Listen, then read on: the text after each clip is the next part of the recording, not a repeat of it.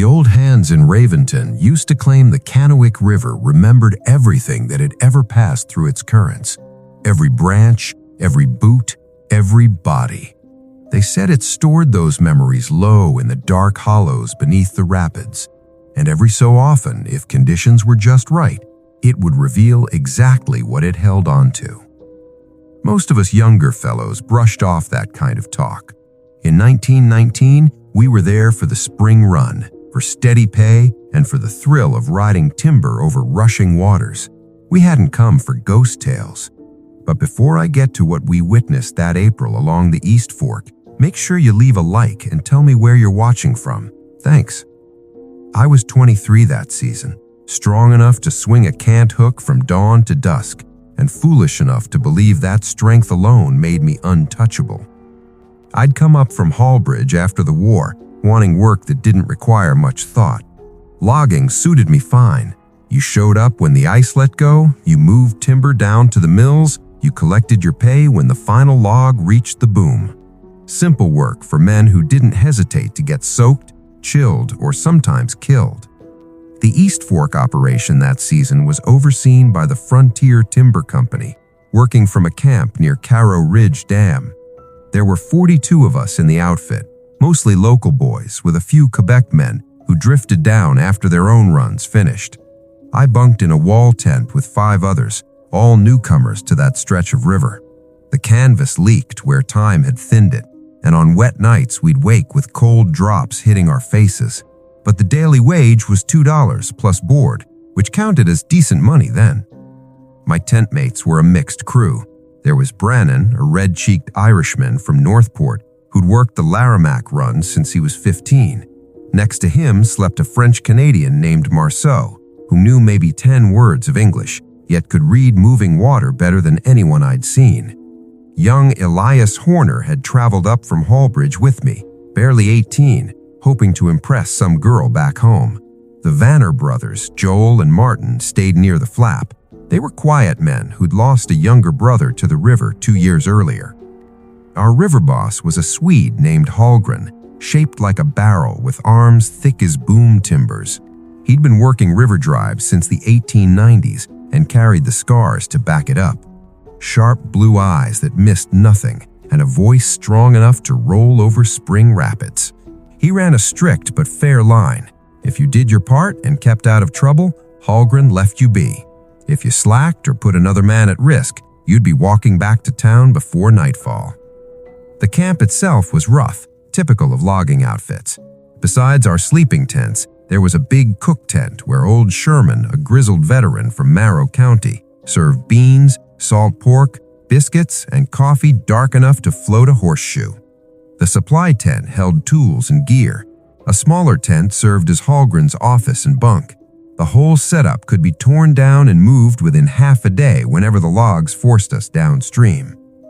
The run began ordinary enough. The ice went out on April 10th that year, early by our standards, and we started breaking the landings, pushing winter-cut timber into the roiling current. The Kanowick churned high and fast with snowmelt, muddy brown, carrying enough force to snap a man's legs like twigs if he slipped. We worked in teams, some men on the banks with PVs and poles, others out on the moving logs, keeping the flow steady, breaking jams before they locked up. The first days were bone-tiring but thrilling. There's something about spring water, biting cold and dangerous, that makes a man feel fully alive. We'd rise before daylight, Sherman ringing the triangle while stars still hung overhead, coffee and biscuits in the dark, then out to the river as the first pale light touched the trees.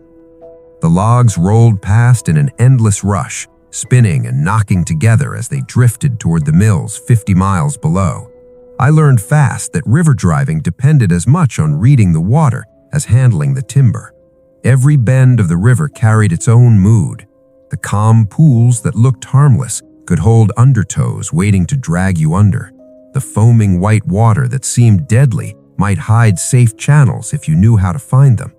Marceau taught me to watch the small signs, how the froth gathered, how each log turned, where the current split around hidden stone. The danger never let up, but it was the kind men knew well. Every driver understood the risks. You could slip and vanish beneath the timber. You could get caught in a jam when it burst. You could take a spinning log straight to the head. The river didn't care who you were. It claimed veterans and newcomers the same. We had already lost one man that spring, a kid from Cresswell, who tried to ride a log through fast water and went under. They found him 3 miles downstream, pinned to a rock with his cork boots still on. His name was Caleb Morin, 19, red-haired and freckled, always grinning like he knew something the rest of us didn't. He took a running leap onto a big spruce log as it hit the rapids. The log turned, as they do, and Caleb went under. By the time we got below, it was already over. We buried him on a ridge above the river, marked the spot with a mound of stones. His mother would receive his last pay and a letter of regret from the company. It was Marceau who first spoke about the lantern. Third night of the run, we sat around the fire outside the tent, passing a bottle of pine top gin someone had snuck in. The moon was gone, leaving the woods around us dark as cold tar. The fire snapped and hissed, throwing shadows along the canvas walls. We traded stories the way men do when they're worn out, half-drunk, and far from home. Brannon was halfway through a tale about a bar fight in Northport when Marceau suddenly stood, pointing downstream. He said something sharp in French, his usually steady voice tense with alarm. Joel Vanner interpreted. Marceau had seen a light moving along the water like a lantern, but wrong somehow. We all turned toward the dark, staring past the fire's glow. I saw nothing but black river and blacker trees. Brannon said it was probably a reflection from one of the Wangan boats tied below, but Marceau shook his head and kept watching the dark, muttering French prayers. The next morning brought fog so heavy you couldn't see 10 feet ahead. We worked more by sound than sight, following the roar of the water and the crack of logs hitting stone. It was dangerous in that fog. You'd hear a log before you saw it, maybe have a single second to jump aside. 2 men were knocked into the water, but each managed to swim out. The fog didn't clear until midday, and when it did, we realized we'd moved less than a mile of timber. That afternoon, 2 Quebec men from another crew mentioned they'd seen something odd during their night watch, a yellow light drifting upriver against the current, staying low along the water. They'd called out, figuring someone might be in trouble, but the light disappeared the moment they spoke. The men, both seasoned drivers named Boussant and Tressier, weren't the type to invent stories. They looked honestly troubled by what they'd witnessed. Hallgren heard them and told them to keep quiet. He said worn-out men saw all sorts of things that weren't there, and he wasn't about to let the crew get rattled over nothing. But I noticed he assigned extra men to the night watch after that, and he spent more time than usual walking the riverbank after dusk. Over the following nights, more men started seeing it, always after dark, always drifting upriver, a faint yellow glow that looked like a lantern held about waist-high, swinging slowly as if someone were walking. What made no sense was how it moved across the current, not in a skiff, not on the drifting logs, but sliding smooth and steady the way a man walks on firm ground where only rushing water existed. Young Tom Hasker spotted it on our 5th night. He had gone down to fill the coffee pot and came back pale as peeled birch. His hands shook so hard he spilled half the water before reaching the flames. At first he couldn't speak, just stood there quivering while we pressed him for what had happened. Finally, Brannon grabbed him by the shoulders and gave him a good shake. That was when Tom told us what he'd witnessed. He said he'd seen a man with a lantern walking on the water as if it were a dirt path. The man wore old-fashioned river clothes, the kind drivers used in the early 1880s, canvas trousers, a red wool shirt, cork boots. But Tom said the man's face was wrong. It was pale blue-white, like someone dragged out of winter ice, and his eyes were dark hollows that didn't catch the lantern light. The figure had passed maybe 20 feet from shore, never turning, only moving steadily upstream against the rushing current. Brannon told him to hold his tongue before Hallgren overheard, but I could feel the dread settling into our tent. These weren't men prone to superstition. They were practical workers who trusted what they could grip with their hands. but something about that stretch of river felt wrong. The water was too cold, even for April. The woods on both sides stayed unnaturally quiet. No bird calls, no small creatures shifting through brush. Even the usual river noise seemed softened, like the water itself tried to hush. I began asking older men about that part of the Westway branch. Most wanted nothing to do with the topic. They'd change the subject or suddenly remember chores that needed doing. But one man, a French-Canadian named Thibodeau, had worked that river for 30 years. He was 60 if he was a day, with hands knotted by decades of handling pike poles and a permanent squint from watching glare on water. One evening, I brought Thibodeau a cup of Old Sam's coffee spiked with gin. That was enough to loosen his tongue. He told me there had been a bad jam at Ridgefall back in 1887, a wall of logs 20 feet tall and nearly a quarter-mile long. The company had driven the men hard, trying to push the timber through before another storm arrived. They'd been working after dark, which was dangerous even with good luck. When the jam finally gave way, it went in a single burst. 6 men had been out on the pile trying to locate the key log that held everything together. The sound when it let loose was like thunder, Thibodeau said. Logs shooting forward, spinning and smashing, water erupting white. 5 bodies were found downstream, all crushed and mangled. The 6th, a young driver named Aidan Sharvers, was never recovered. Thibodeau said Sharvers had been carrying a lantern when the jam broke, searching for the key log in the dark. He was just 21, engaged to a girl in Quebec City. He'd hoped to use his pay from the drive to buy a small farm and quit the dangerous river work for good. Instead, the river took him, lantern and all. Afterward, men started reporting strange things on that stretch of river. Lights over the water at night, the sound of cork boots on logs when no one was around. A few swore they heard voices calling for help in French, always from the middle of the river, always just before sunrise. The company stopped sending night crews through that section. They said it was for safety, but the old-timers knew better. On our 7th night, the weather turned vicious.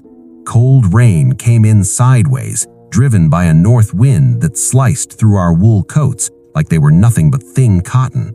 The temperature dropped 20 degrees in under an hour. Ice formed on the tent ropes, and our boots froze solid if we left them outside. We huddled inside our leaking tent, trying to stay warm. The canvas walls snapped and billowed in the wind like they were about to rip loose. Around midnight, Marc Pellier shook me awake. He didn't speak, just pointed at the tent flap. Through the small gap, I saw a yellow light drifting past our camp, heading upriver. It moved slow and steady, maybe 30 feet off the bank. The rain didn't seem to touch it. The wind didn't make it flicker. Even with trees bending sideways, that light stayed perfectly calm. I woke the others. We crowded around the tent opening, staring in silence. As it drew closer, we could make out the shape, a figure dressed in old river driver's clothes, exactly like Tommy had described. The lantern hung from his left hand, swaying gently with each step. His feet didn't break the water's surface. It looked like he was walking on black glass. Sullivan grabbed his rifle and said he was going out there. Jean Pellier caught his arm and told him no, said that the dead had their own business. Sullivan pulled free, but he didn't step outside. We watched the light drift upstream until it vanished around a bend. No one slept after that. We sat around the tiny stove, not talking, just listening to the rain and thinking our own thoughts. By morning, 3 men from another crew had already quit, packed up and headed for the tote road back to town. Holmberg was furious. He gathered us in the cook tent and said anyone else who left would lose their pay for the entire drive, not just the missed days. Nobody else left, but the mood turned darker. Men barely spoke. Conversations died fast. Everybody kept glancing at the river, especially near dusk. That afternoon, we hit a jam at Nassau-Wadnahunk. Not a big one, but a nasty tangle. Crossed logs locked tight in a pattern that needed careful hands. Water pressure was building behind it. If it broke wrong, it could kill everyone working on it. Holmberg sent his best men, DeVoe and the Pellier brothers. They worked for 2 hours, prying and pulling, searching for the key log. I was on the bank with a peavey, ready to shove off anything swinging too close. Tommy stood beside me, trying hard not to show how nervous he was.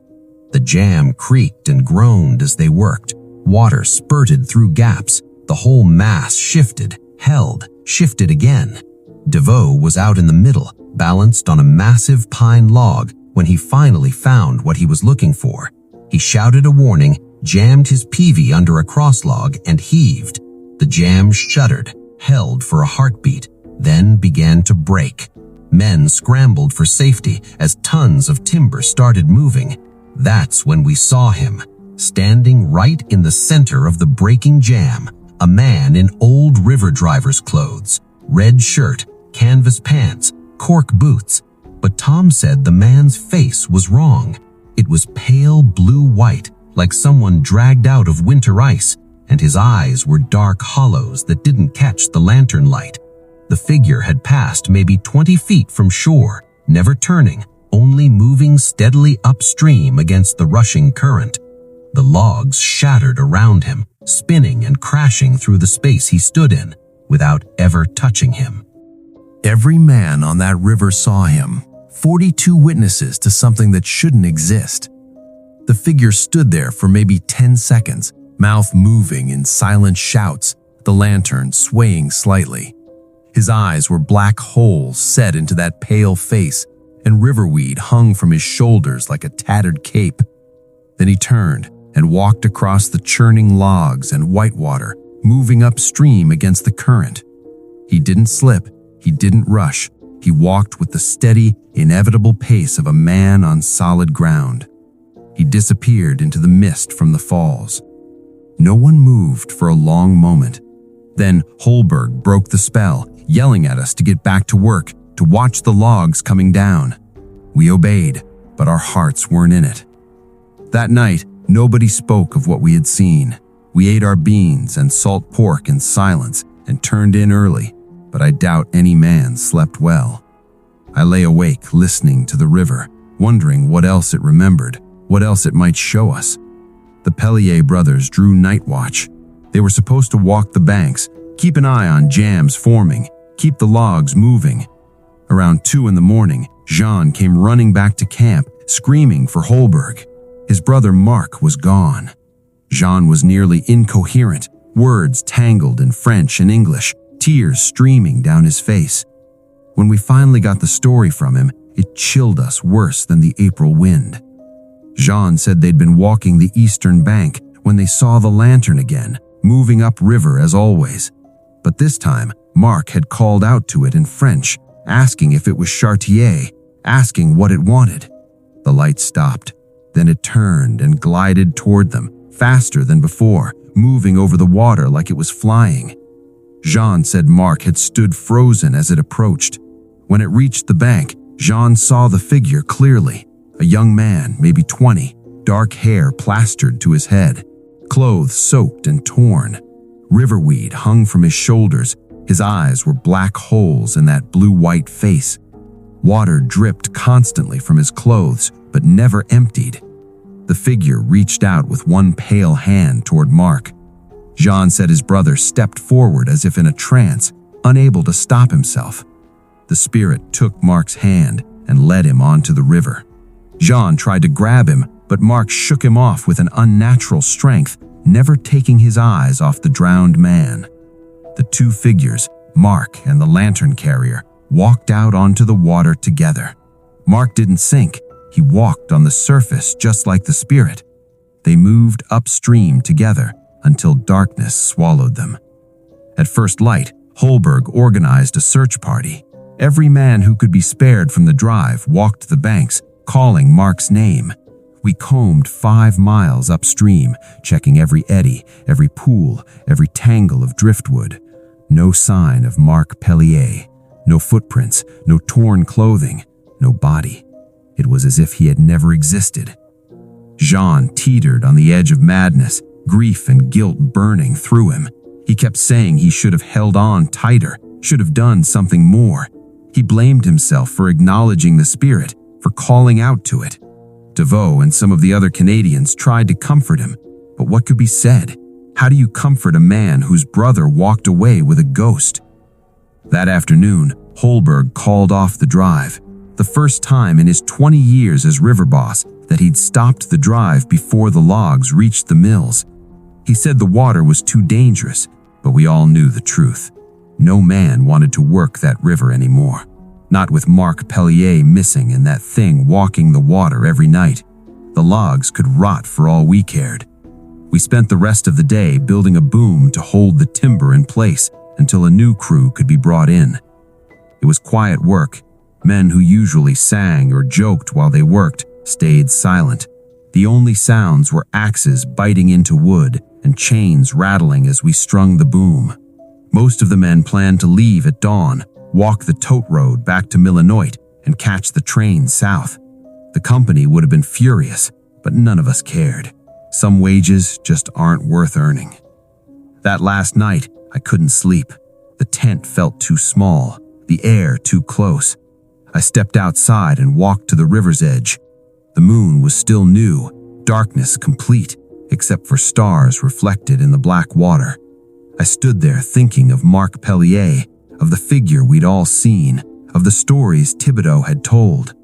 The river ran quieter than usual, like it was waiting for something. The lantern appeared around 3 a.m, moving upriver as always, that steady yellow glow swaying with each invisible step.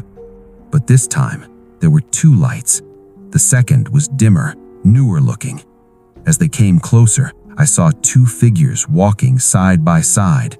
The first was the drowned driver, still in his red shirt and canvas pants. The second was Mark Pellier. Mark looked different. His skin had that same blue-white pallor. His clothes, once modern canvas and wool, now looked older, like they'd been soaked in the river for years. Riverweed hung from his shoulders. He carried a newer lantern, one from our camp stores. They walked past without turning their heads, steps perfectly synchronized. I wanted to call out, but my throat had closed tight. I could only watch them move upstream until darkness swallowed them. It wasn't the only one watching. When I turned back to camp, I saw Holberg standing by the cook tent. His face looked ancient in the starlight. He nodded once, then went back inside his tent. We never spoke of what we had seen, but I knew he had witnessed the same thing. I returned to the tent and waited for dawn. When the sun finally rose, I was the first packed and ready to leave. Jean Pellier asked if I'd seen anything during the night. I lied. What good would the truth do? His brother was gone. Knowing he walked the river forever wouldn't bring comfort. We left in a long line, 41 men walking the tote road through morning mist. No one spoke much. Behind us, thousands of logs floated in the boom, waiting for a new crew to arrive eventually. The company would find men who hadn't heard the stories yet, or who needed the money bad enough to ignore them. Holberg walked with us, the first time he had ever left a drive unfinished. Before we'd gone a mile, he fell back to walk beside me. He asked if I'd seen anything the night before. Something in his eyes said he knew I had. I told him about the 2 lights, the 2 figures. He nodded slowly and admitted he had seen them too. Then he told me something he had never shared with anyone.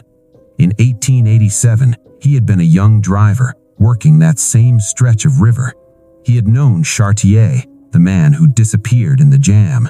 They had been friends, planning to work the drives together for years, maybe save up to buy their own timber operation.